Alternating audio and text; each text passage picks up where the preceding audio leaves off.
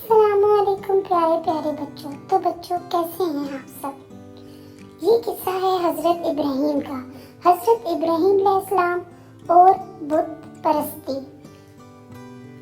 پیارے بچوں، جب حضرت ابراہیم پیدا ہوئے تو اس وقت کا بادشاہ نمرود تھا، جو بہت ظالم بادشاہ تھا بچوں، جو خود کو اپنی قوم سے خدا تسلیم کروا چکا تھا.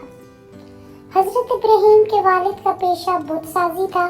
آپ کو بچپن سے ہی غور و فکر کی عادت تھی.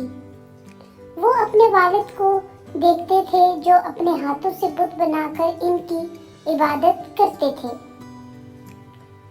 یہ سب آپ کو بچپن سے ہی اچھا نہیں لگتا تھا بچوں، کیونکہ ان کے باپ کا پیشہ بت بیچنے کا تھا. لہٰذا ایک دن آپ نے بھی ایک بت کے پیروں میں رسی باندھی اور گھسیٹتے ہوئے بازار لے گئے.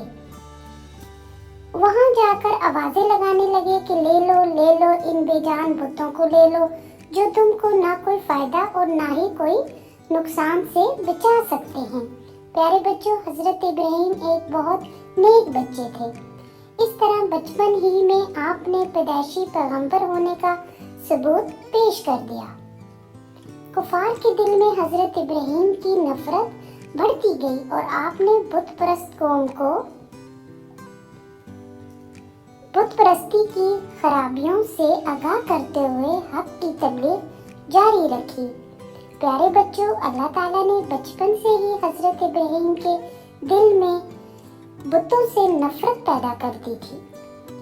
یہ اللہ تعالیٰ کا معجزہ ہی تھا کہ آپ کو کسی بت پرستی کی جانب راغب نہ کیا، بلکہ ایسے حالات پیدا کر دیے کہ حضرت ابراہیم بار بار اپنے ارد گرد بسنے والوں کو بتاتے رہتے کہ خود اپنے ہاتھوں سے بنائے بت دوسروں کی ضروریات کیسی پوری کر سکتے ہیں. بچوں، آپ نے اسلامی تعلیمات کا آغاز اپنے ہی گھر سے کیا، مگر ان کے والد نے ان کی مخالفت کی.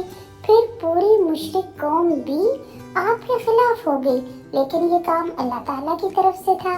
لہٰذا حضرت ابراہیم اپنے مشن کی سچائی پر مکمل یقین کے ساتھ مسلسل یہی اعلان کرتے رہے: اے لوگو، تمہارا رب ایک ہی واحد اللہ تعالیٰ ہے، جس نے تم سب کو زمین آسمان کے درمیان موجود ہر نعمت کو پیدا کیا ہے، وہی اس لائق ہے. تو بچوں، جس کی بندگی اور عبادت کی جائے، یوں آپ اپنے اسلامی پیغام کو دھیرے دھیرے مشرکین و کفار میں پھیلاتے رہے. چند نیک بندوں نے ہدایت کا راستہ اپنا لیا. وہ اللہ تعالیٰ کی عبادت کرنے میں آپ کا ساتھ دینے پر تیار ہو گئے. تو پیارے بچوں، حضرت ابراہیم کا قصہ بہت پیارا ہے. آپ کو بھی اس قصے کو ضرور یاد رکھنا ہے. تو میرے چینل کو سبسکرائب کریں.